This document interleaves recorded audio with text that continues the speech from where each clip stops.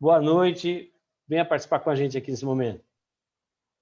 Boa noite, doutor Manuel Martins, tudo bom, vice-presidente, doutora Adriana Gomes, doutora Karina Carvalhar, doutor Eduardo Pinto. É uma satisfação enorme estar com todos vocês. Também o doutor Hamilton Apolinário. É uma satisfação enorme esse convite que a nossa subseção, né? Eu também sou um membro da subseção da Lapa, e também um militante na defesa do consumidor.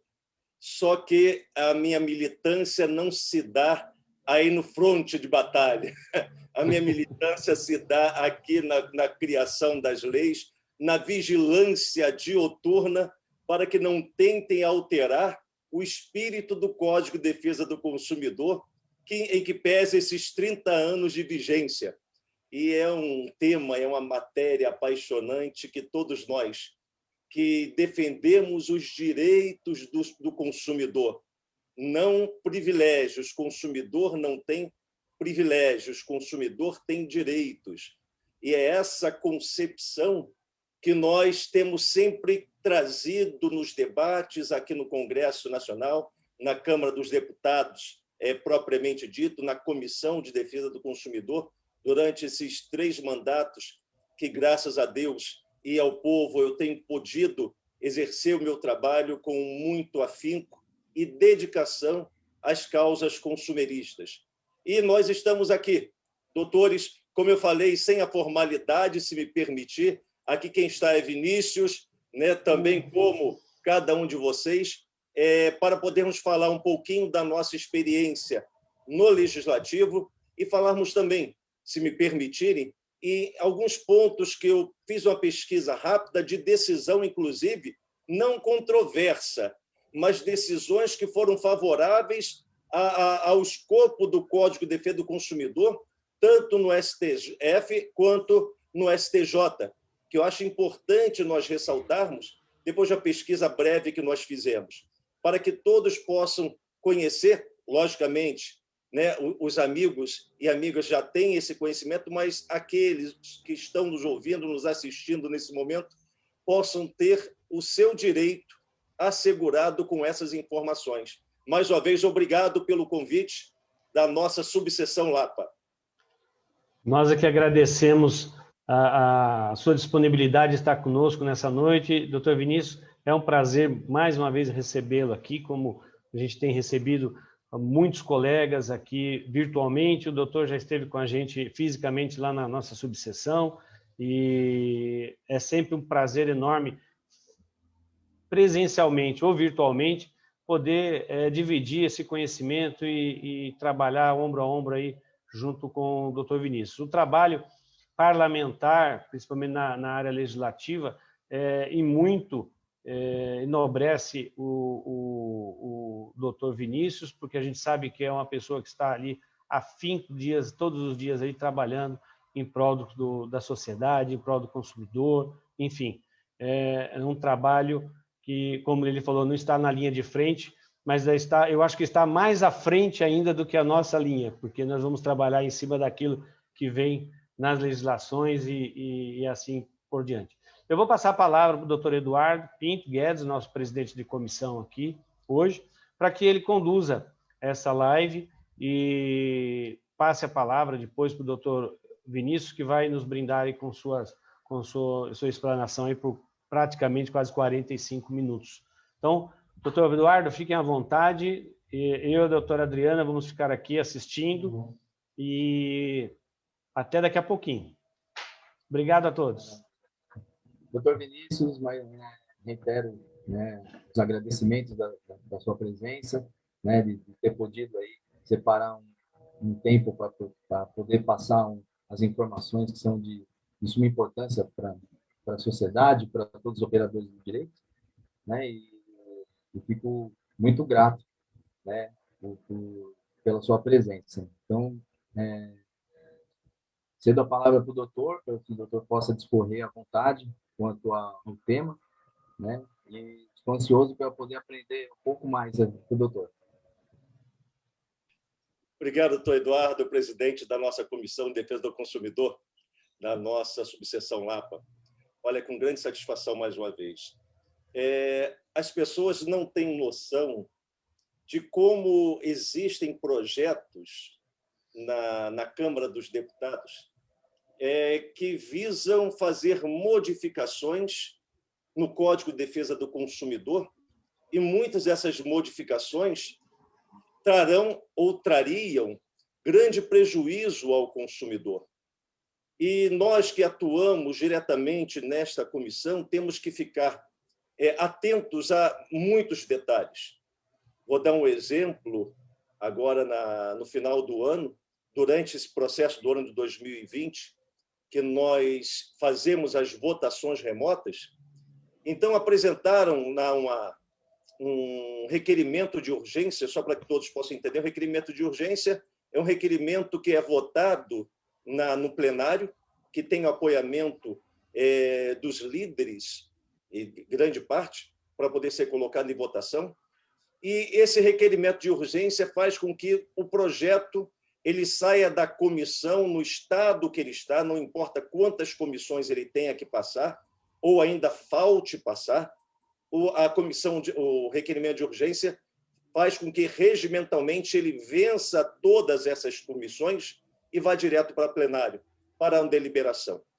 E isso me chamou a atenção, foi exatamente na última semana, na semana que antecedia o nosso recesso, que foi do dia 15, a partir do dia 15 de dezembro.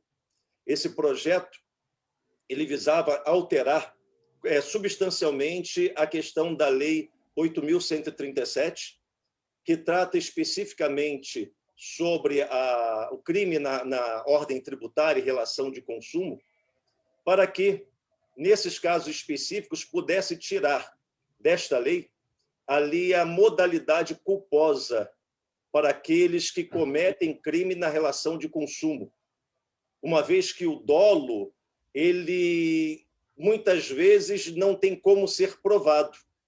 E nesses casos específicos, a culpa, que é a negligência, imprudência e imperícia, ela faz com que a autoridade que está fiscalizando possa advertir, possa autuar, possa agir conforme os mandamentos do próprio Código de Defesa do Consumidor, da própria Lei 8.137, essa lei da proteção dos crimes da ordem tributária e relação de consumo. Então, após aprovada a urgência, foi que nós tivemos conhecimento do teor deste projeto. E esse projeto ele vinha exatamente tirar da Lei 8.137, suprimir o artigo 7º, que fala sobre a modalidade culposa. Imagine os colegas advogados perceberem que nessas questões que muitos comerciantes alegam, e há de se convir que em muitas partes tem um pouco de verdade, que existe por parte da autoridade que está fiscalizando, no tocante a 8.137, esses estabelecimentos comerciais, excesso por parte dessa autoridade fiscalizadora. E qual é a forma que eles encontraram? O segmento do comércio em si, de serviços e comércio, eles encontraram fazer a alteração na Lei 8.137 e tirar de vez ali a modalidade culposa. Além de fazer a redução da apenação, que até então é de 2 a 5 anos, o que faz com que aqueles que sejam presos eles tenham um problema muito maior juridicamente, e isso não faz com que, no nosso caso da relação de consumo, que é uma questão didática, que a gente possa atingir esses comerciantes de forma a penar ou a padecer numa decisão judicial que possa, inclusive, colocá-los presos. Não é essa a nossa intenção, principalmente para os pequenos comerciantes, em que pese aqueles que são reincidentes, em que pese aqueles que são deliberados em cometer práticas abusivas contra o consumidor. As decisões judiciais deveriam ser muito mais contundentes, muito mais educativa, muito mais exemplar, para poder impedir que eles continuassem fazendo o que fazem, mas nós, advogados, principalmente vocês que estão em campo, né, como eu digo, estão exercendo o dia a dia da advocacia, principalmente nas questões consumeristas, veem que não é assim. Então, nós conseguimos, durante uma semana, através do nosso posicionamento, muito contundente, técnico e decisivo, parar as votações da Câmara dos Deputados. Todas as outras votações elas foram paradas pelo nosso posicionamento intransigente pela defesa do direito do consumidor. Então, somente após um acordo na última semana, e diga-se, no último dia de votação, que foi no dia 22 de dezembro, que já era para ter havido recesso, mas no dia 22 de dezembro, nós conseguimos um acordo com o relator, um deputado Efraim Filho, também com a aquiescência do presidente à época, Rodrigo Maia, para que essa modalidade culposa ela não deixasse de existir, uma vez que, quando se comete esse tipo de prática, nós temos na modalidade culposa de aferir a reincidência desses que estão causando problema, principalmente nessa relação de consumo. Então, nós modificamos a lei no que diz respeito à pena para ser de 6 meses a 2 anos, mas a modalidade culposa nós permanecemos e ainda trouxemos uma inovação, que é uma alteração dentro do artigo 18 do Código de Defesa do Consumidor. Essa lei foi aprovada na Câmara e está no Senado. Ainda não foi votada no Senado, não está para sanção presidencial ainda. O que eu trago aqui para essa reflexão nossa e para que todos possam ver, eu dei apenas um exemplo no que diz respeito à nossa atuação em situações que grande parte dos consumidores, das pessoas que não estão diretamente ligadas a essas questões, não têm conhecimento. E isso tem acontecido quase que corriqueiramente na Comissão de Defesa do Consumidor e no plenário da Câmara dos Deputados, sem falar do Senado. Esse posicionamento nosso fez com que ratificasse ali na Câmara o nosso posicionamento, sim, de ser um defensor dos direitos do consumidor. Nós, dentro da nossa fala, no momento que os colegas quiserem fazer uma intervenção, fique à vontade, porque senão, como advogado e parlamentar, a gente vai falando direto, né? Até ter uma parte que se pese a necessidade de cada um de vocês. Esse foi apenas um posicionamento, como eu disse, no final do ano. Temos uma lei, que é a lei do superendividamento, que nós estamos também na iminência de votar na Câmara dos Deputados. E não foi votado ainda porque o nosso papel, o meu papel como parlamentar, ele não pode se ater somente a questões políticas. Eu tenho uma formação jurídica e uma formação de especialização em direito do consumidor, e agora, como o vice-presidente, doutor Manuel, colocou dentro da nossa apresentação, eu sou um mestrando em gestão pública e políticas públicas. Então, toda ação que nós tomamos na Câmara dos Deputados, toda a votação que nós fazemos tem impacto social, tem impacto econômico, tem um desdobramento das nossas ações. Eu não posso, pura e simplesmente, me deixar levar pelo apelo ou pela pressão das redes sociais, da mídia, para que me posicione. O meu posicionamento tem que ser técnico acima de tudo. Antes do político, ser técnico. Porque uma vez dentro da nossa bancada, com posicionamento técnico, com conhecimento técnico, com a visão técnica daquilo que está sendo votado, o meu dever é tentar convencer os meus pares sobre o ponto de vista que eu estou abordando para eles, diferentemente, às vezes, do ponto de vista apenas político, que tem um desdobramento diferente do desdobramento de impacto social e impacto econômico.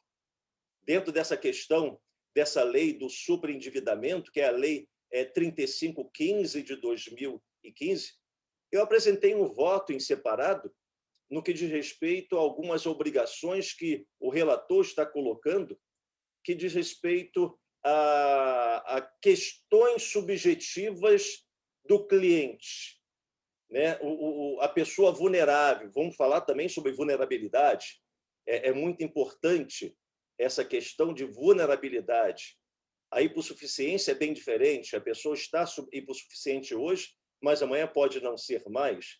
Mas, do ponto de vista de vulnerabilidade, ainda mais no que diz respeito aos quesitos, né, de ordem técnica, fática ou jurídica, nós, consumidores, sempre seremos vulneráveis diante das grandes empresas, dos grandes fornecedores de produtos ou serviços. Então, quando peguei esse projeto e fiz uma análise bem detalhada sobre essa questão subjetiva da vulnerabilidade do consumidor, principalmente do idoso, estava recaindo ali sobre o idoso um ato de discriminação no que diz respeito à pessoa, ela, para poder adquirir um crédito, ela ter que apresentar um atestado médico e dizer que ela tem a sua saúde assegurada, não só o quesito da idade, mas ela tem que apresentar também atestado médico, atestado de formação, o grau de instrução dela para que ela pudesse oferir créditos. Então, são detalhes que, se nós pararmos sem aquele olhar técnico, nós falamos assim, como muitos falaram, não, temos que proteger os mais vulneráveis, temos que proteger esses que não sabem se defender, mas nós estamos criando aí um risco muito grande no desdobramento, porque o crédito para essa pessoa vai ser muito mais caro. Quando ela tiver que apresentar ali um atestado médico dizendo que ela tem algum problema de saúde, então não vão deixar de fornecer crédito para ela, mas para fornecer o crédito vão superfaturar aquele direito que ela tem por conta dessa exigência que está sendo colocada ainda nesse projeto de lei 3515, que eu tenho o voto em separado, já recebi inúmeras mensagens, inclusive de órgãos de defesa do consumidor, que não conseguem, a meu ver, ter essa interpretação do pós-sanção de um projeto como esse. Ainda mais nós, ou melhor, os colegas que militam na ponta sobre os direitos do consumidor. Os vulneráveis, temos que proteger de todas as formas, protegê-los, mas sem expormos eles a qualquer tipo de situação que eles possam ser constrangidos, como o caso desse 3515, que é, inclusive, um voto em separado que eu apresentei e mantenho, e apresento esse argumento para todos que me questionam quanto a esse voto em separado.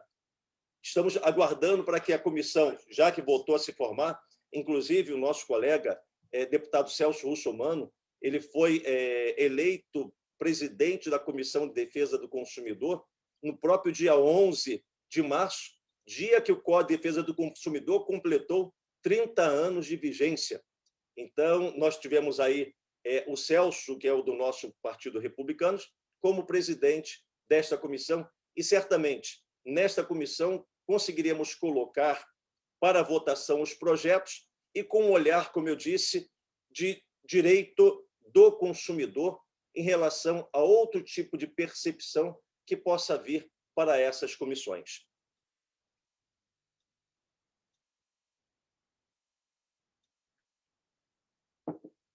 Estamos tomando aqui uma água.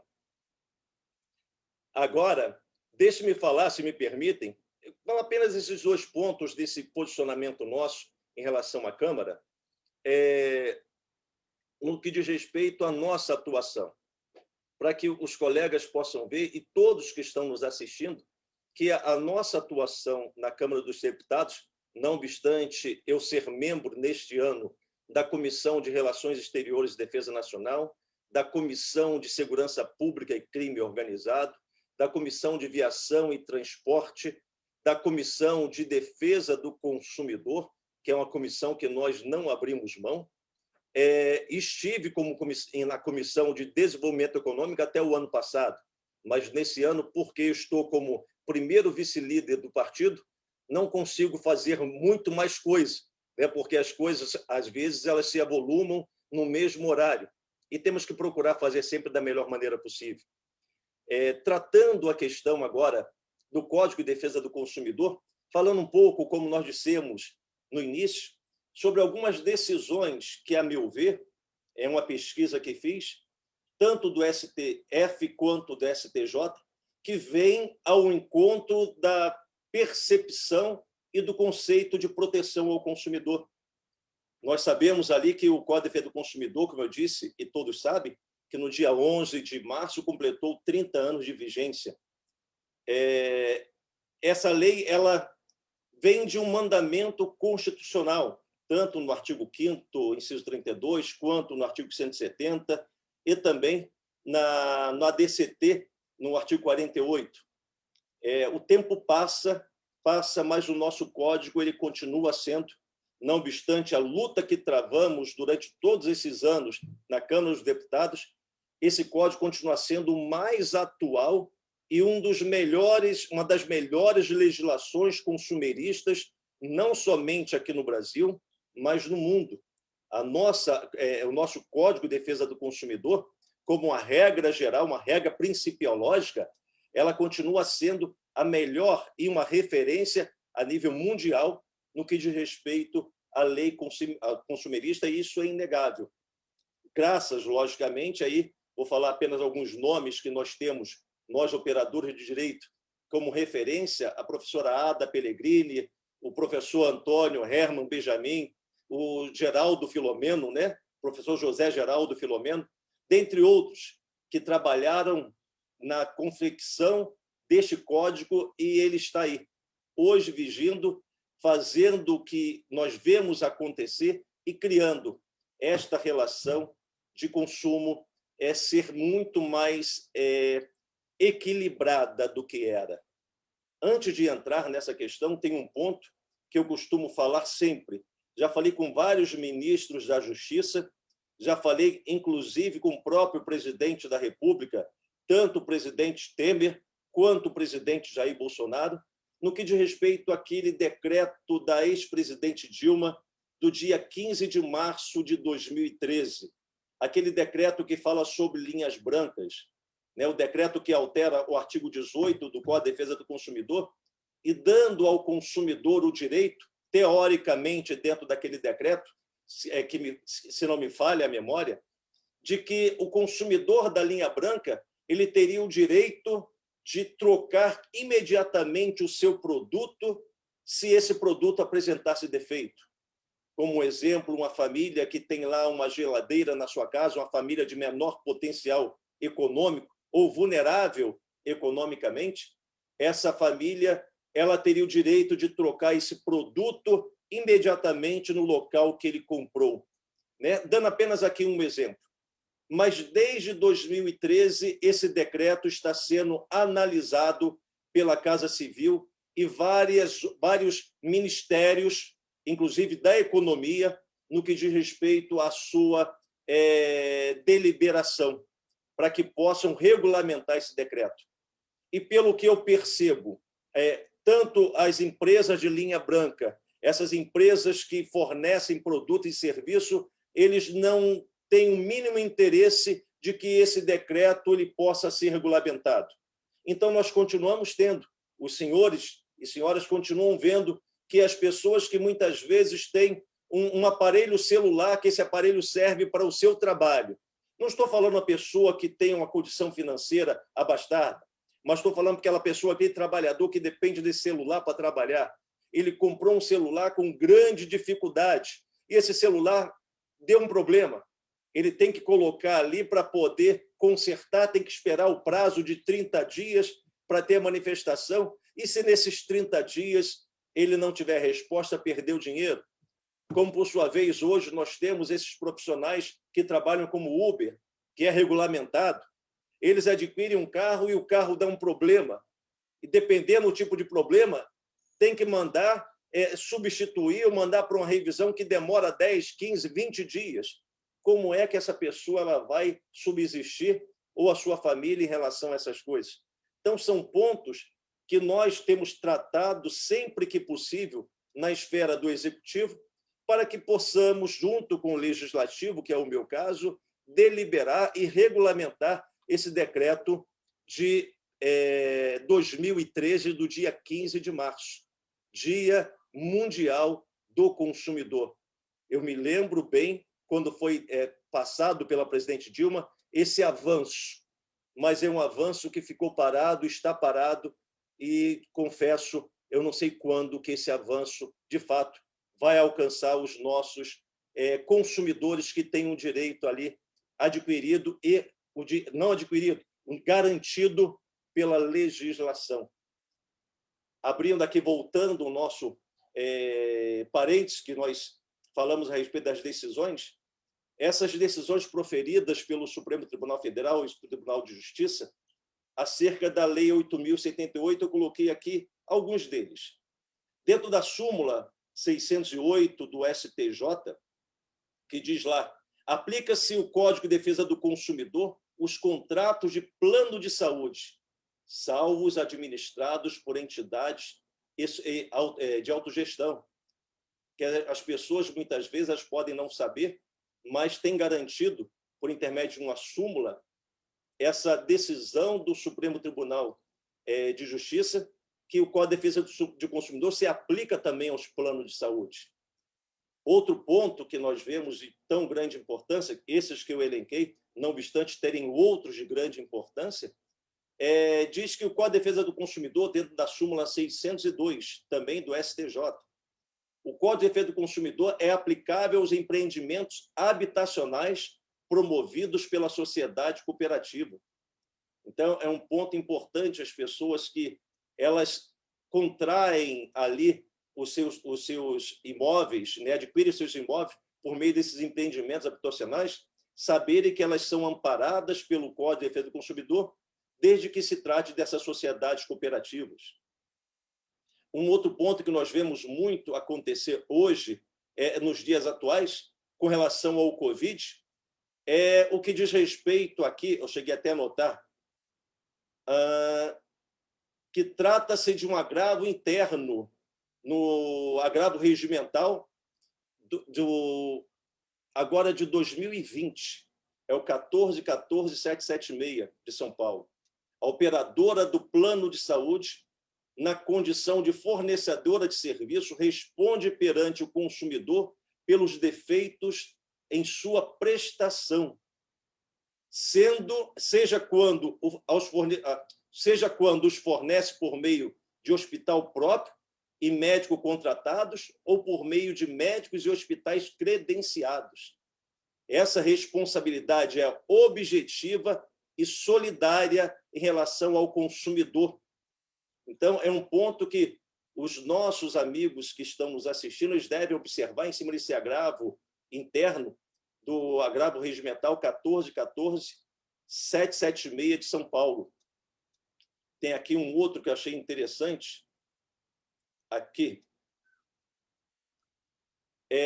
A responsabilidade de médico atendente em hospital é subjetiva, necessitando de demonstração pelo lesado, mas aplicável à regra da inversão do ônus da prova, conforme lá o artigo 6º, inciso 8 do Código de Defesa do Consumidor, e também é um agravo interno de um agravo regimental 16.49072 do Rio de Janeiro, de 2020, tratando sobre a questão da responsabilidade dos médicos. Por mais que seja subjetiva, cabe à pessoa que está alegando ali esse problema, esse vício na prestação de serviço, ou o fato da prestação de serviços causou um dano a ela, ela aplicar a regra da inversão do ônus da prova. Nunca deixar de aplicar essa regra e pedir a inversão do ônus da prova para que ela possa ter direitos e o juiz, por sua vez, ele possa conceder o que está no mandamento do Código de Defesa do Consumidor, no artigo 6º. Esses são alguns pontos que nós colocamos e, diga-se de passagem, temos um também que fala a respeito daqui. Opa, eu anotei. Esse aqui eu acho muito importante. Acho não, tenho a certeza que é muito importante, principalmente nesse momento em que as pessoas estão buscando os hospitais para terem o seu atendimento médico por conta dessa pandemia do Covid, que é um problema muito sério. Plano de saúde, por sua vez, que não estão autorizando ali os exames, a realização dos exames para poder a pessoa ver se tem o Covid ou não tem. é uma arbitrariedade, é um abuso enorme por parte de planos de saúde, e que nós vemos aqui uma decisão que deixa bem claro, também no agravo interno, de agravo regimental, 15.699/18 do Ceará, de 19/6 de 2020, que diz assim: gera dano moral indenizável a conduta do hospital que exige cheque-caução para o atendimento emergencial de família, pois evidenciada a situação de vulnerabilidade do consumidor submetido à coação psicológica. Então, nós vemos que o consumidor, na situação de vulnerabilidade, todos nós estamos na situação de vulnerabilidade no que diz respeito a essas questões técnicas. Quando se fala de saúde, nós nos formamos em direito, não entendemos nada da parte de medicina.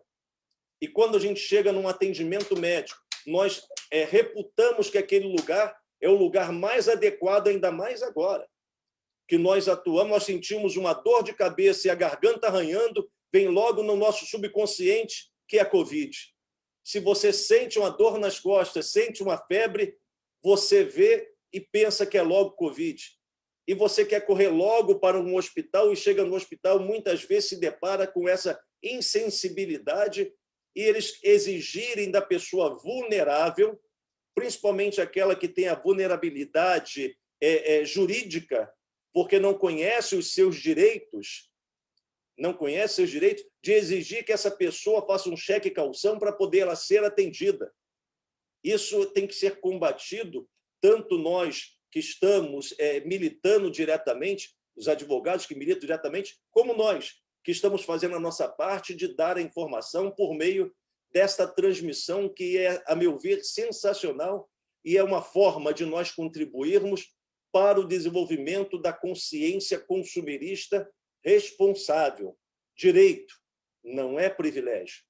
Então, diante dessa nossa fala, aqui desses exemplos que dei, tem outros, mas para poder não ser enfadonho e deixarmos os colegas falarem ou perguntarem alguma coisa, para nós podermos aqui dar continuidade à nossa live. Espero ter sido bem sucinto e objetivo e com um tocante à nossa apresentação. Obrigado, doutor Eduardo. Obrigado, presidente. Doutor Manuel. Doutor Eduardo, eu vou pedir licença um minutinho e, doutor Vinícius, eu gostaria de apresentar aqui também o doutor Wagner Luiz Dias, nosso secretário-geral e diretor dessa casa, também compondo a mesa, compondo a nossa live aqui nos acompanhando. Boa noite, doutor Wagner.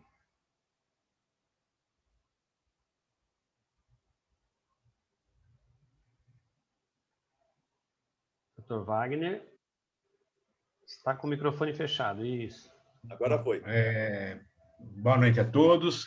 Primeiro, eu quero me desculpar com todos, mas eu estava com um problema na internet, eu não consegui entrar. Até tentei entrar pelo celular uma hora, mas deu problema também e ele caiu.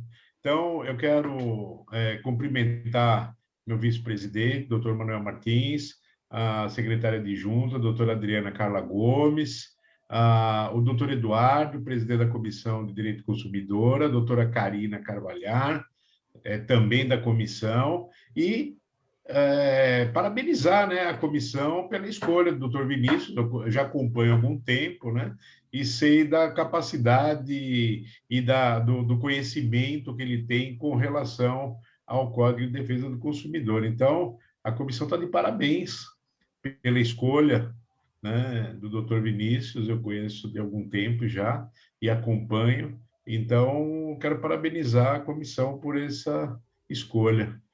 Seja bem-vindo, doutor Vinícius, à nossa subseção virtual. Muito obrigado, Wagner. Muito obrigado. Depois eu tenho uma pergunta para fazer, viu? À vontade. Eu respondo todas as perguntas, sem problema algum. Deixa o pessoal primeiro fazer. Eu como cheguei atrasado, eu faço depois.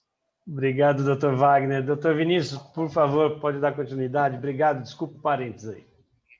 Não, como eu falei, doutor Manuel, no caso, eu já fiz aqui a apresentação e abriria para caso os colegas quisessem fazer alguma pergunta específica, para que nós pudéssemos discorrer. Perfeito. Vou passar para o doutor Vinícius, para o doutor Eduardo, para o doutor Eduardo dar continuidade e ver se tem alguma pergunta aí no nosso Facebook, se tem alguma pergunta aí no chat. E ele já passa e vai passando as perguntas para o doutor Vinícius aí. Tá bom? Vocês me ouvem? Abriu o áudio? Abriu.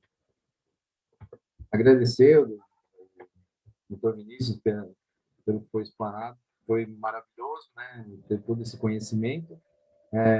Gostaria de perguntar aos membros se algum tem perguntas a fazer para o doutor. A Karina tem? Estou vendo aqui no chat, tem uma pergunta. Pode falar, Karina. Pode falar, doutora. Olá, oi, estão me ouvindo? Sim. Doutor Vinícius, vamos lá. Eu tenho um questionamento aqui, que inclusive está até aqui no nosso chat, que eu gostaria de compartilhar com o doutor. Com relação às decisões, doutor, que muitas vezes são majoritárias dos nossos tribunais, no que se refere à banalização quanto à majoração do dano moral. E muitas vezes a gente sabe que várias decisões, elas entram na vala comum, sem uma análise do caso concreto, e não tem esse viés no que se refere à configuração sempre, né? Eles acabam, muitas vezes, os tribunais, alguns magistrados, seguindo aquela linha do viés a configuração do mero aborrecimento, né? No que tange aí esse dano moral. E está lá previsto dentro do nosso Código Civil, dentro do nosso Código do Consumidor, sim, esse direito básico do consumidor, no artigo 6º do inciso 6º, no que se refere, 7º, no que se refere essa reparação do dano moral, e a gente sabe que, por muitas vezes, essas decisões entram nessa vala comum, né? Elas não são analisadas o caso concreto. E aí eu gostaria um pouco da opinião do doutor no que se refere isso, essa banalização do dano moral em muitas decisões no que tange aí o Código de Defesa do Consumidor. Obrigado pela pergunta, doutora Karina. Nós, na própria Comissão de Defesa do Consumidor, já começamos a discutir esta questão sobre a necessidade de fazermos uma análise fazer um rol, não exemplificativo, mas, de repente, taxativo, do que seria um dano moral. Porque o que nós temos em cada decisão judicial, das centenas ou dezenas de milhares de juízes que nós temos no nosso país, cada um entende o dano moral de uma forma. Estamos falando de primeira instância, tem segunda instância, depois dos tribunais superiores. Então, desta forma, fica muito difícil nós, como operadores do direito, entendermos o que aquele magistrado ou aquela comarca ela vai decidir no tocante ao dano moral. Ponto. A meu ver, isso aí foi fruto, inclusive, de um estudo dentro da academia, do mestrado. Eu tive uma aula a respeito dessa questão da justiça. Nós vemos que, no que diz respeito ao dano moral, se o magistrado, ele, em vez de analisar o autor, ele analisasse a conduta do réu, a reincidência do réu, então, a sanção que ele deveria aplicar deveria ser exemplar.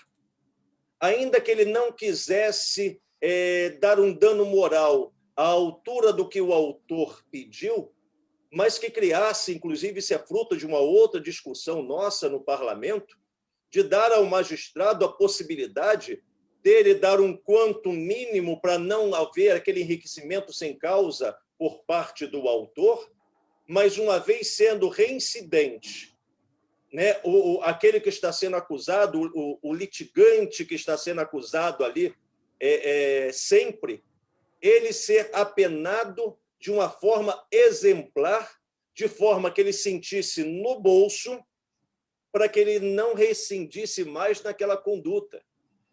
Então, hoje, o magistrado não tem essa possibilidade, porque ele fica preso ao que está na formatação da lei, em que pese ele poder interpretar de acordo com a consciência dele. Mas ele não pode dar além do que se pede. por sua vez, só pode dar menos do que se pede, mas aquele que deveria ter uma apenação exemplar, esse não tem.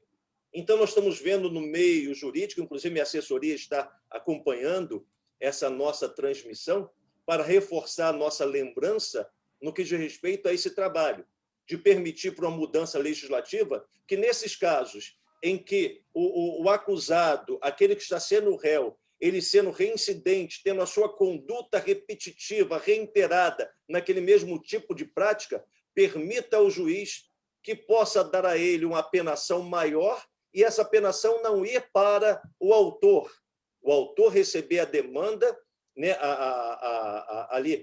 o julgamento favorável, de forma que não tenha o impacto de um enriquecimento sem causa, um enriquecimento ilícito, mas a conduta exemplar ou a apenação exemplar, ela ser revestida para um fundo de direito difuso, para que possa servir para o trabalho no que diz respeito à defesa do consumidor, direitos ambientais e coisa parecida. Então, penso que o juiz, a decisão do judiciário é muito aquém e não inibe essa conduta reiterada desses praticantes que sempre fazem as mesmas coisas.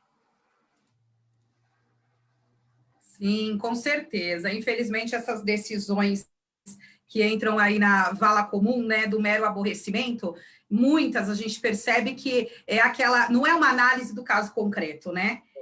Infelizmente, tem esse viés do mero aborrecimento, a configuração, e a gente enfrenta essa dificuldade enorme no Poder Judiciário, e muitas vezes a nossa tese, ela não chega a uma análise esperada, nós militantes da causa, infelizmente, né? Nós vamos trabalhar nisso, nessa questão do rol taxativo, né, sobre o que é dano moral, no que diz respeito, principalmente na esfera do direito consumerista, né? Já que nós temos no próprio Código Civil a exemplificação do dano moral, mas que o juiz interpreta de acordo com o seu entendimento. Com certeza.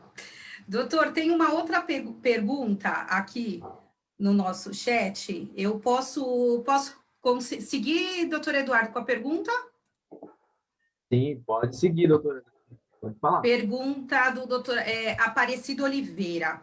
Ele pergunta o seguinte, doutor, os idosos são os mais prejudicados por instituições financeiras e empréstimos consignados. Qual o órgão que ele deve recorrer quando se sentir lesado?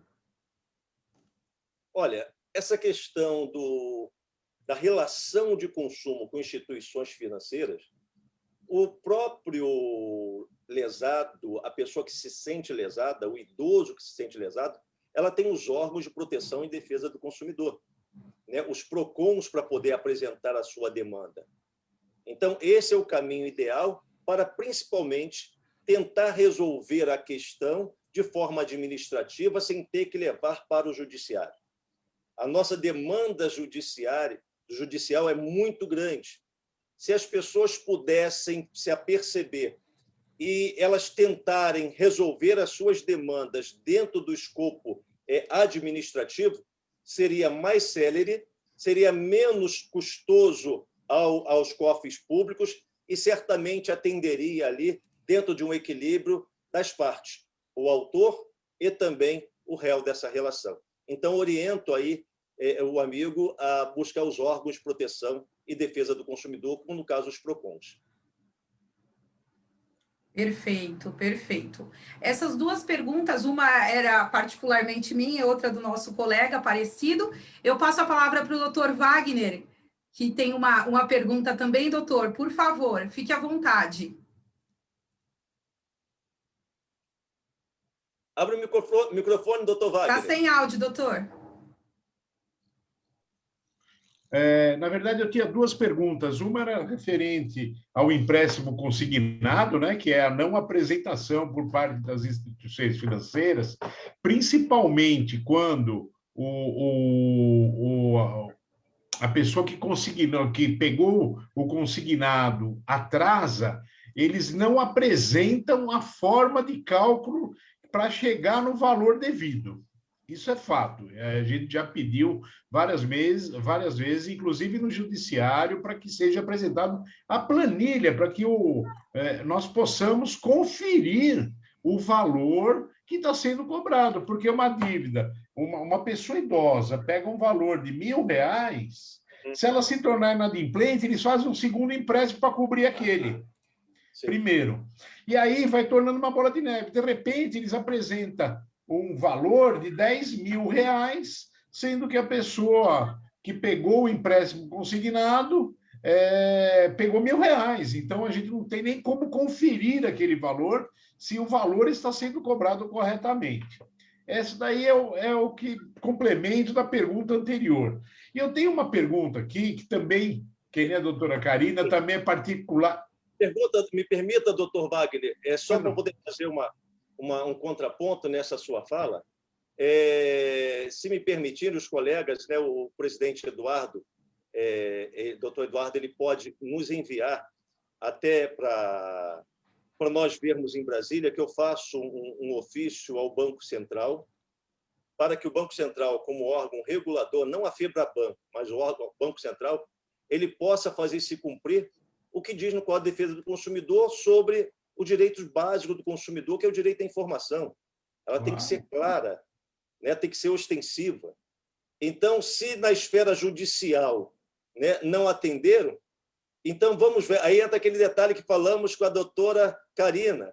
Se a decisão judicial fosse exemplar, esses litigantes reiterados, esses réus reiterados, eles não fariam mais a mesma coisa, principalmente os bancos. Mas eles não têm ali uma penação exemplar, por isso que eles continuam fazendo. Com certeza. Eles repetem essas questões. Então, eu peço ao presidente da nossa subseção, presidente da Comissão de Defesa do Consumidor, que me faça um ofício com essas informações que o doutor Wagner apresentou, para que eu vou fazer esse ofício para o Banco Central, sugerindo ao Banco Central que crie uma portaria de procedimento para respeitar o Código de Defesa do Consumidor. Parece um absurdo, mas é o que tem que ser feito, né? Já que no judicial vai continuar molhando, pingando aí, não adiantando coisa nenhuma. Chovendo molhado, né? Chovendo molhado, né, doutor? Exatamente. Doutor Wagner, continue, por favor. E a segunda pergunta que eu ia colocar, ela também se refere a convênio médico. Veja só, nós estamos numa fase de pandemia, a gente tem recebido bastante consultas no nosso escritório, pessoas que necessitam de um convênio médico, não tem mais, os aumentos são tão progressivos, por causa que o ano passado o governo federal suspendeu o aumento, e agora acumulou juntamente com o aumento, e muitas pessoas estão chegando aos 59 anos, que a lei permite um aumento. Então, quer dizer, uma pessoa que pagava, vou dar um caso concreto, pagava 1.800, foi para 4.500, numa época de pandemia. Então, me parece ser um pouco, além de ser injusto, me parece que fere. Desligou o microfone, doutor Wagner. Então, ele tá sozinho. Me parece que, além de não ser justo, me parece que também fere o Código de Defesa do Consumidor, né? E o pior, né, doutor Wagner? O pior, você vai no hospital, não tem vaga para ser atendido, né? E é pior e aí tem essa agravante ainda, doutor Martins, tem essa agravante e não tem vaga ainda. O cara paga 4.500 e não tem vaga. Essas questões, quer dizer, sabemos que faz parte de uma decisão da ANS, né, que diz respeito a essas autorizações, mas nesse momento que nós estamos vivendo desta pandemia, deveria haver um pouco mais de consideração, não sei se o termo é esse, ou reflexão para essas questões desses aumentos, que é abusivo, com toda certeza. Como o aumento que eles acumularam, aí 20% de aumento nos planos de saúde. Enquanto as pessoas estão desempregadas, estão fechando os seus estabelecimentos comerciais, então permitir um aumento deste volume é, no mínimo, desumano.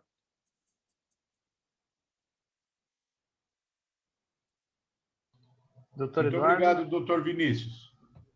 Obrigado, doutor Wagner. Tem uma pergunta. Pode falar, doutora.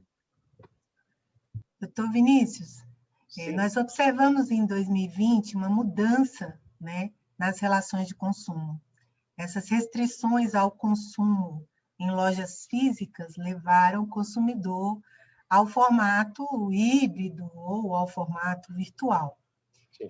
E com isso, nós percebemos que algumas empresas, né, o comércio, ele ficou preocupado em se comportar de uma forma mais adequada, não é? Ou pelo menos aparentemente mais adequada.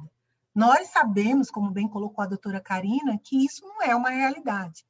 Existem inúmeras promoções com colocações não muito claras, não é? Com promoções dúbias, coisas que realmente trazem à tona toda essa vulnerabilidade que nós destacamos. E há algum tipo de estudo ou de movimento para que esse formato híbrido ou virtual do novo comércio, das nossas novas formas de se relacionar, sejam enxergadas de uma forma mais séria, que haja um respeito plus ao consumidor? Existe algum tipo de movimento nesse sentido? O que, doutora Adriana e demais amigos e amigas que estão nos assistindo, o que o parlamento, nós, na Câmara dos Deputados, temos trabalhado e observado, muitas vezes acreditando num comportamento social que seja adequado na relação humana. Por isso que há algumas alterações, como neste momento, uma flexibilização no que diz respeito ao Código de Defesa do Consumidor, ao rigor do cumprimento do Código com aqueles que são reiteradamente praticantes dos crimes contra o consumidor. Então, esse rigor foi amenizado acreditando que esses que cometem a prática abusiva, os crimes contra o consumidor, sejam menores a quantidade desse tipo de conduta do que aqueles que agem de forma correta. Então, por isso que o Código de Defesa do Consumidor, ele, nesse período de 2020 para cá, houve uma alteração, principalmente, se não me falha a memória, no artigo 49, quando se trata da questão de compra fora do estabelecimento comercial, uma flexibilização nesse sentido, e tinha aquela questão dos 7 dias para poder se fazer a troca do produto. Alguns tipos de produtos permaneceram tendo aí a possibilidade de se trocar com medicamento e alimentos de consumo, né? Alimentos perecíveis, aquele que se consome, caso ele seja estragado, a pessoa não vai ter prejuízo. Então, foi ali uma demanda nossa da comissão, nós que atuamos junto nessa questão, porque senão nem isso queriam deixar passar. Essa alteração do 49 seria para tudo, no que diz respeito a não reclamar pelas vendas fora do estabelecimento comercial. Então, nós vemos para ver que a percepção do momento é uma. Se não tiver alguém ali que possa olhar com uma ótica do impacto social numa decisão com a visão consumerista, todos nós somos consumidores, até aqueles que são contrários ao Código de Defesa do Consumidor. Ele se esquece que ele também é consumidor. Um dia ele vai se deparar com um posicionamento dele diante do Código de Defesa do Consumidor. Então, nós vemos essas questões, doutora, que a cada caso de excesso, esperamos que, dentro de uma esfera administrativa, se resolva, acreditamos nisso, porque a questão da mediação, nesse período, eu conversei há pouco tempo com a nova secretária nacional de Defesa do Consumidor, se não me falha a memória, Juliana, a respeito desta modalidade que o Ministério da Justiça, por parte da Senacom, estão apostando, e o próprio Judiciário em cima da mediação. né, para poder resolver as questões, inclusive a consumerista, sem ter que entrar na esfera judicial. Mais célere, menos custosa para todas as partes e pode aí alcançar o objetivo que a gente quer, que é reduzir essa quantidade de demandas que se existe. Então, esperamos que nessa relação, enquanto existe essa flexibilidade legislativa por causa deste momento, né, que a mediação seja o melhor caminho para poder se resolver essas questões. Obrigada, doutor Vinícius. Eu não tenho dúvida que a mediação pode trazer muitos benefícios para toda a sociedade. Mas eu fiz a pergunta também preocupada no sentido de o legislativo reconhecer essa mudança, né? Esse impacto, esse hábito do consumidor durante a crise que mudou totalmente. O comércio físico está, de fato, fadado ao fim, né? Não exatamente total fim, mas nós sabemos que a coisa mudou muito e é necessário que haja um olhar atento, um olhar sensível, né? a esse público que mudou a forma de consumir, mudou o que consome, não é? E que nós tenhamos esse apoio, não é, do legislativo, no sentido de que suas comissões procurem, não é, um método de fazer os ajustes adequados para esse novo formato de consumo. Mas muito obrigada, eu fiquei feliz com a resposta. Obrigada. Me permita só mais uma parte, doutora Adriana, antes da colega encerrar. Para o doutor Eduardo, inclusive, que é o nosso presidente da Comissão de Defesa do Consumidor, da nossa subseção, eu faço aqui uma provocação, doutor Eduardo, para que possa ser feito um estudo, juntamente na própria subseção da parte do consumidor, sobre este impacto. Porque esse estudo vai nos fazer chegar, como membro da subseção e como membro da Comissão de Defesa do Consumidor, porque nós vamos trazer, né, o impacto dessa nossa decisão legislativa. Então, num aspecto, numa visão técnica do que está ocorrendo. São os desdobramentos, o alcance social das nossas decisões. Então, mediante esse estudo que for feito e nos for encaminhado, eu tenho como chegar na Comissão de Defesa do Consumidor, com o presidente da Comissão de Defesa do Consumidor, começarmos a trabalhar uma adequação, um ajuste, para melhor harmonizar essa relação. É uma sugestão. Sim. Permite-me, doutor Eduardo, umas considerações aqui para o doutor Vinícius? Sim, à vontade, doutor. Doutor Vinícius, amigo nosso aqui, nós vivemos num país, num sistema capitalista, consumerista, e um sistema consumerista até em seu excesso, digamos assim. A nossa sociedade é consumerista até demais. Se compra até o que não se tem necessidade, por força de propagandas, por forças de excesso de apelos comerciais e assim sucessivamente. O doutor, há pouco tempo, agora, durante aqui a nossa live, chegou a comentar sobre as questões dos analfabetos que acabam não tendo essa informação. E o pior, né, são os analfabetos funcionais, que, embora muitos até formados, não conseguem identificar essa questão. A questão do consumo excessivo ou compulsivo, digamos assim, na nossa sociedade, levado por propagandas, e os bancos são bastante culpados nesse sentido, até quando se fala em danos morais. Eu já tive ações contra bancos onde o juiz deu R$3.000 de danos morais para o cliente, alegando que os 15 mil pedidos iria enriquecer o nosso cliente, empobreceria o banco, né? Se enriquece um, empobrece o outro. Né? Então, são esses absurdos. Como parlamentar,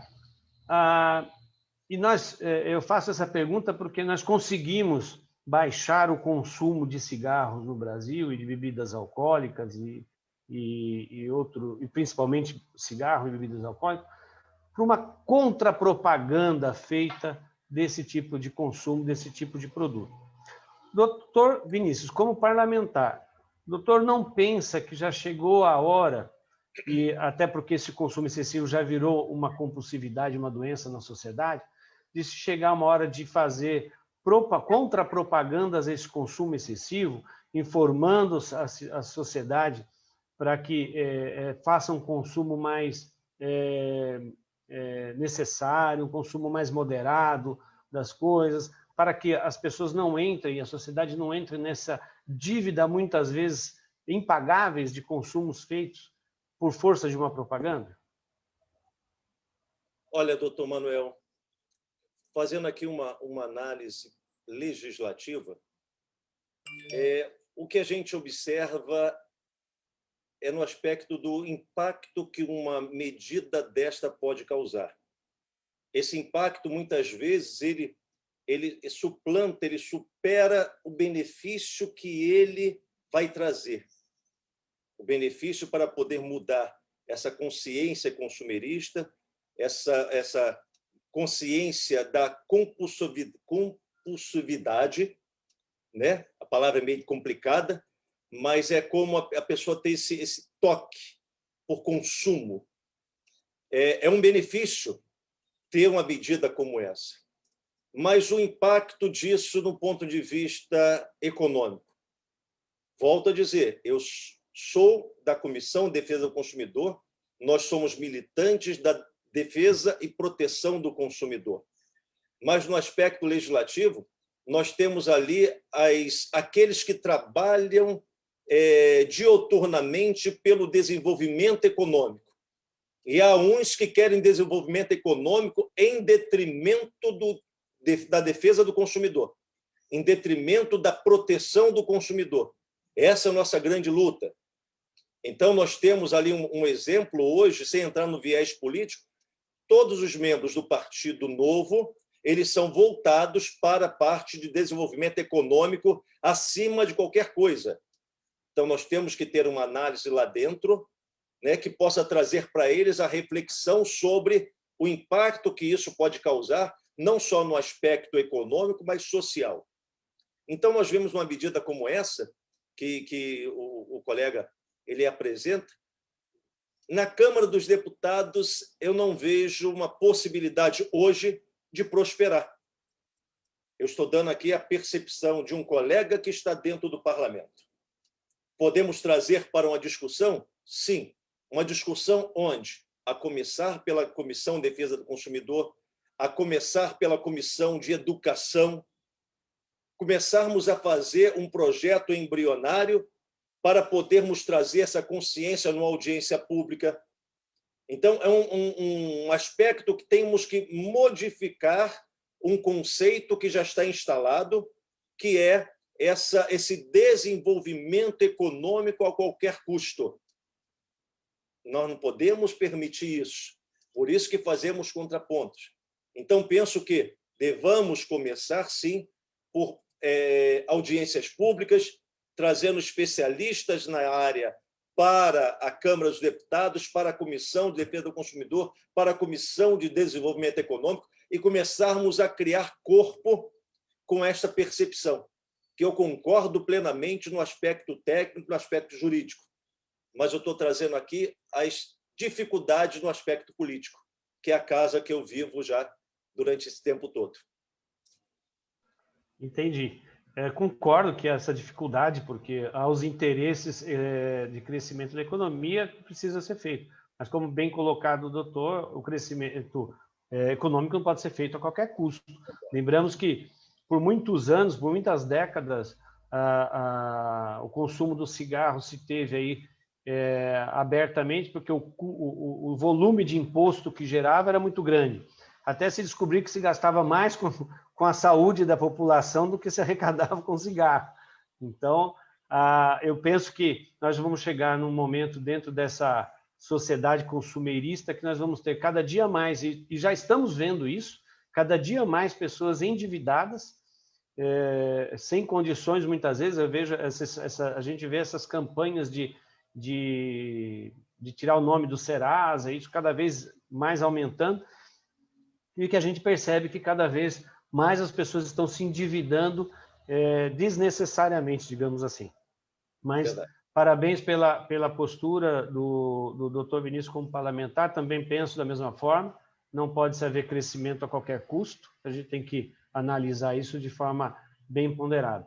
Eu vou devolver a palavra para o Dr. Eduardo, que acho que ele deve querer fazer alguma pergunta ainda, para depois nós passarmos para o nosso encerramento. Obrigado, doutor Vinícius. Eduardo, tem a palavra. Doutor Vinícius, verificando aqui no nosso chat que tem algumas perguntas, né? Vou tentar ser o mais breve possível em algumas que a gente consiga resolver aí num breve tempo, mas o senhor é a favor da educação financeira no currículo escolar e ensino fundamental e médio, no sentido de educar a criança para que ela não fique uma pródiga futura, para que ela tenha ponderado os seus gastos na questão consumerista, que a gente vem conversando justamente nessa situação do endividamento da pessoa, né? Pegando o gancho do doutor Martins, que existe aquele endividamento do cidadão, porque se vislumbra com uma propaganda de um produto ou serviço e acaba excedendo por demais aí o seu nível de bolso. Então, o senhor tem esse parâmetro, essa pretensão de apresentar algum projeto de lei ou tem alguma discussão com os seus pares parlamentares? Essa questão, doutor Eduardo, e demais amigos e amigas que nos acompanham, ela não pode partir de uma iniciativa do Legislativo. Por isso que eu me vejo com mãos atadas nesse aspecto, porque eu me lembro desde 2007, no meu primeiro mandato como deputado federal, que eu tenho falado com ministros da educação, a começar pelo senhor Haddad, né? Estive com ele várias vezes, depois os ministros que sucederam durante os governos afim, essas questões, e com todos os presidentes, com exceção da Dilma. Presidente Lula, na sua época de presidente Temer, presidente Jair Bolsonaro. Falei a respeito porque a iniciativa é do Executivo.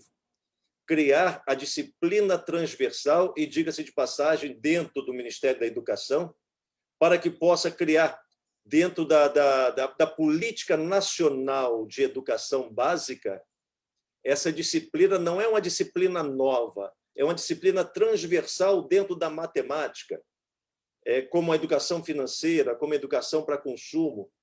Então, isso seria possível caso houvesse interesse pela parte governamental.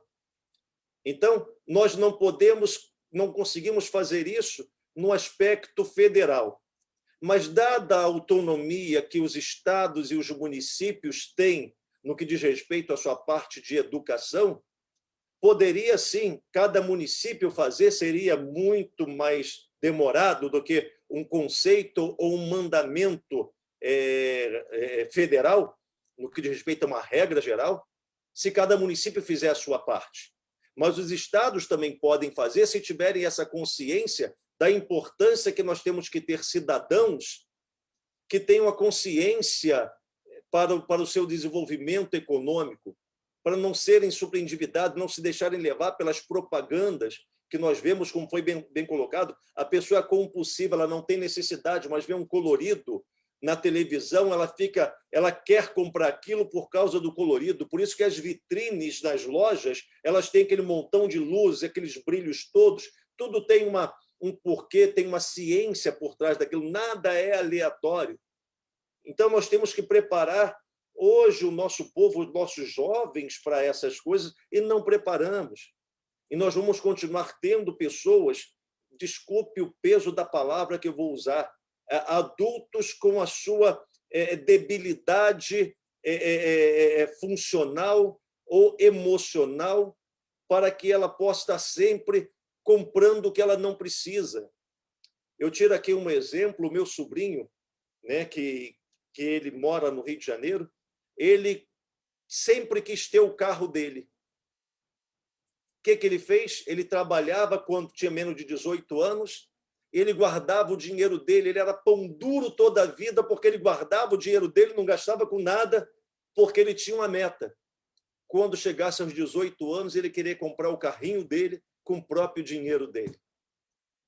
E foi isso que o Leandro fez, né? Ele juntou o dinheiro dele, de todo o trabalho que ele trabalhava de garçom, porque não tinha idade para poder, à época, para poder trabalhar em outros lugares, né? Trabalhava de garçom e todo o dinheiro ele guardava. Não gastava com nada que não fosse necessário. Mas, quando completou 18 anos, comprou o carro dele à vista. Então, eu tenho nesta questão a possibilidade de, quando a pessoa tem alguém que possa orientar, que possa dar esta informação, possa dar esse conhecimento, abrir esse entendimento no que diz respeito a isso, as pessoas conseguem entrar num caminho correto. O que nós vemos hoje é que poucos são aqueles, como nós, que estamos aqui preocupados com isso, para poder levar a uma educação financeira, uma educação de responsabilidade de consumo para a nossa sociedade. Mas não é impossível nós alcançarmos isso. Pelo visto, não vai partir do executivo tão cedo, que eu já falei com todos os presidentes da República, salvo a presidente Dilma, e com todos os ministros de educação até hoje. Nenhum deles se dignaram a querer criar, dentro do Programa Nacional de Ensino, uma disciplina transversal para ensinar a educação financeira e a educação para consumo. É lamentável.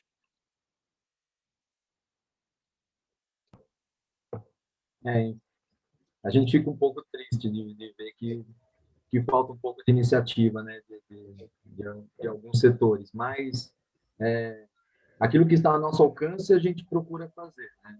É verdade. Então, agradeço até pela resposta, né? Faço até um apelo para quem de direito que possa resolver essa questão, né? E acredito que não é só bom para mim ou para o senhor, mas para toda a sociedade, né? Sim. Gostaria de perguntar se mais algum membro aqui da mesa tem alguma pergunta a realizar. Se não tiver mais nenhuma pergunta, eu vou devolver a palavra para o Dr. Martins. Bom, então passo a palavra para o Dr. Martins. Muito obrigado, Dr. Vinícius. Obrigado a todos.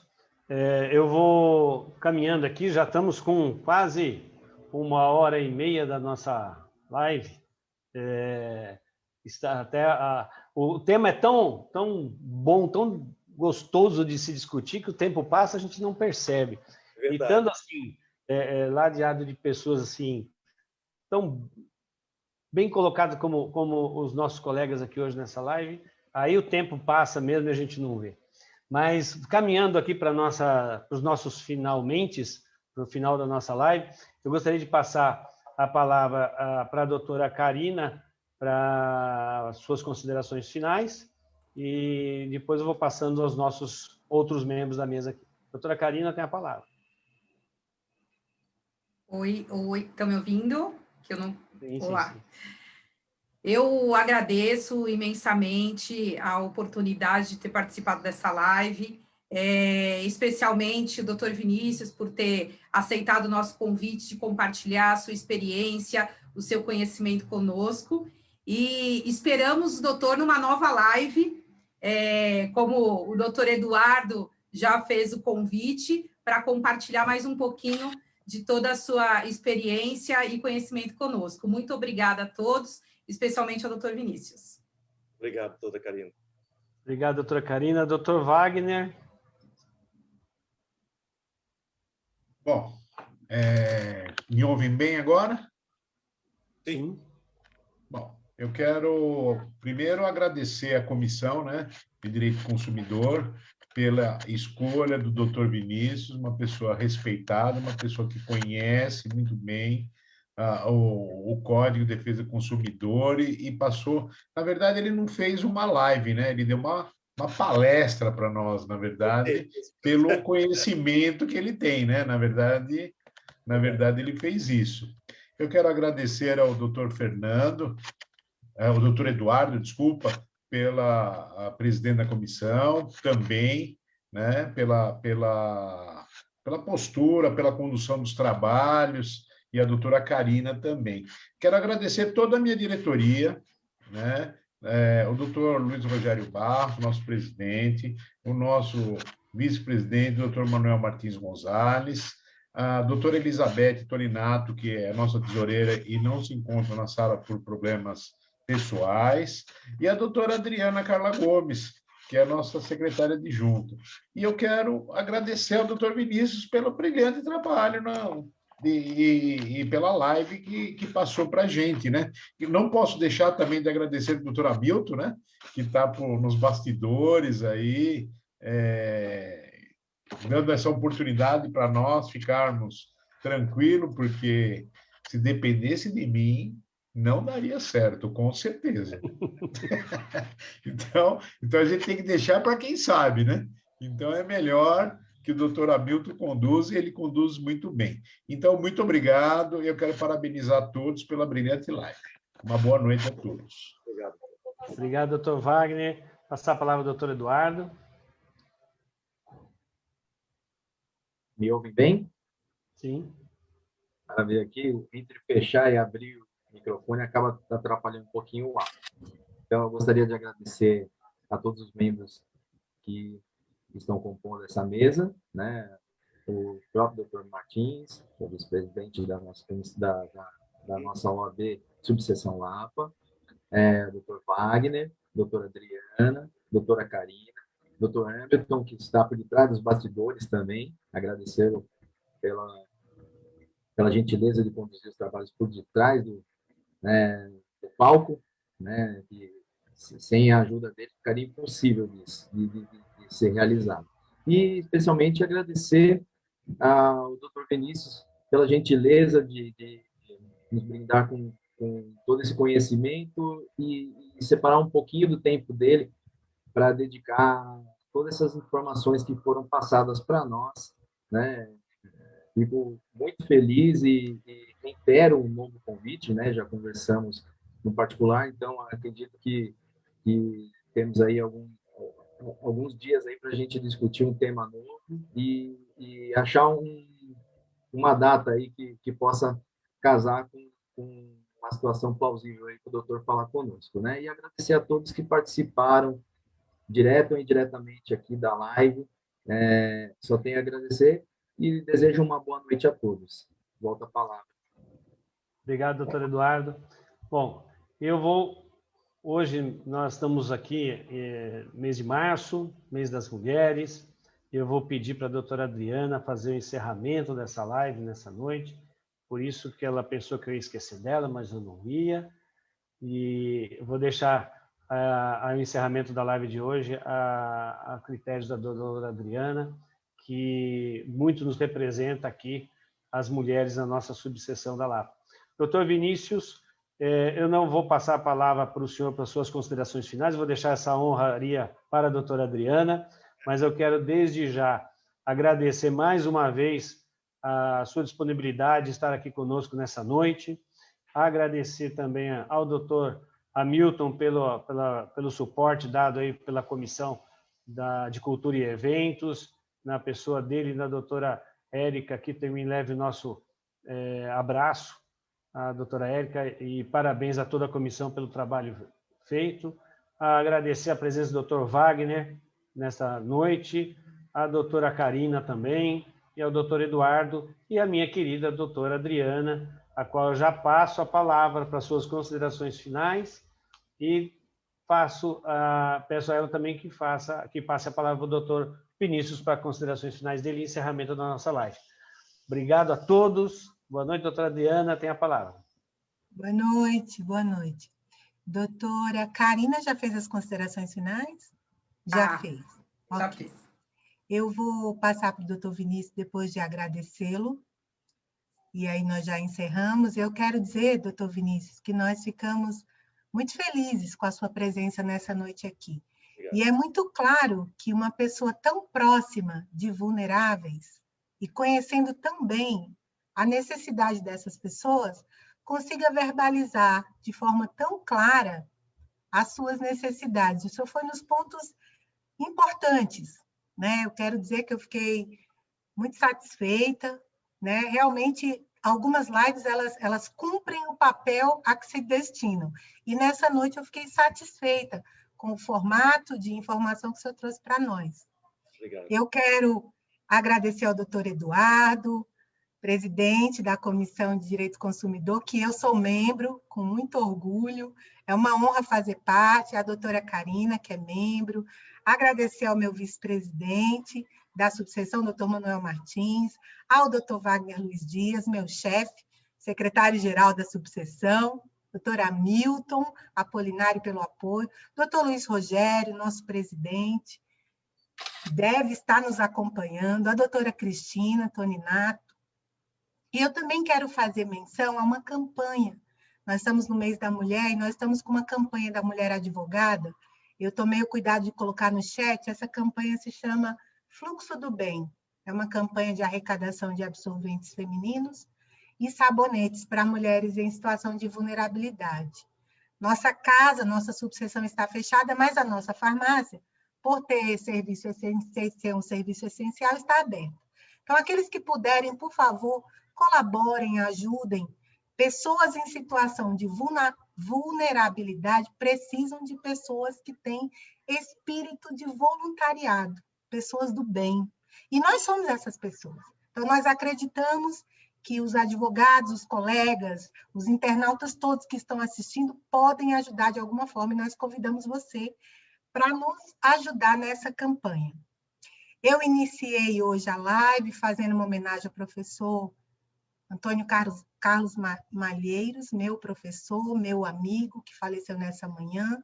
Eu encerro também fazendo menção a ele, que era um homem preocupado com vulneráveis, e nós ouvimos o doutor Vinícius colocando aqui de forma maravilhosa também essa situação numa outra esfera, num outro tema.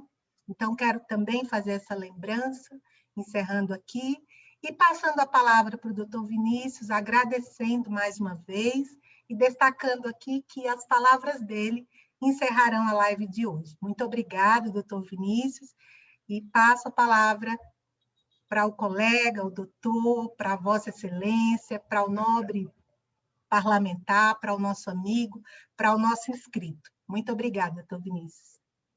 Olha, amigos e amigas, eu fico muito feliz com essa oportunidade, né, de nós podermos estar juntos falando para inúmeros colegas, pessoas que a gente não conhece, mas que milita dentro da defesa e da proteção do consumidor, e quanto certamente essa nossa live ela alcançará muitas outras pessoas que nós nem imaginamos.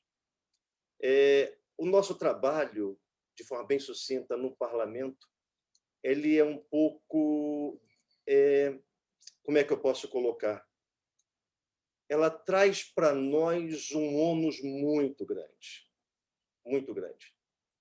Mas quando nós vemos que aquilo que nós nos propusemos a fazer, nós conseguimos alcançar o objetivo, que é levar para as pessoas a qualidade de vida, é atender os anseios, não de todos quanto gostaríamos, mas de alguns, que quando nós conseguimos ajudar um município, por mais distante que seja dos grandes centros, e poucos são os que vão até lá, como eu, fora de período eleitoral. E nós chegamos nesses lugares e as pessoas elas se sentem gratas porque eu fui lá, né? Mas é o meu dever estar lá junto delas, como estar aqui com vocês, para poder saber o que está acontecendo na ponta, nessa bandeira que eu me dedico a cuidar, que é da defesa do consumidor. Ouvindo os colegas, as colegas, eu estou próximo dessa realidade. E só posso fazer um excelente trabalho naquilo que me propus a fazer no parlamento se eu estiver próximo de vocês, próximo da sociedade. Mesmo com todo o ônus, né, da imagem que a gente tem que pagar, principalmente por parte daqueles que não conhecem a nossa essência. Porque aqueles que conhecem a nossa essência sabem separar uma coisa da outra, né? O joio do trigo, em tudo que é lugar. Por isso, eu peço permissão ao presidente, né, e a todos os demais colegas, para poder falar aqui minha rede social, caso a pessoa queira conhecer um pouco mais desse colega, né, Vinícius Carvalho. É simples, tanto no Instagram quanto no Facebook, é Vinícius Carvalho Oficial. Vá lá, veja o trabalho que nós desenvolvemos em Brasília como deputado federal ou no estado de São Paulo, também como deputado federal, mas alguém que está na ponta vendo a necessidade das pessoas.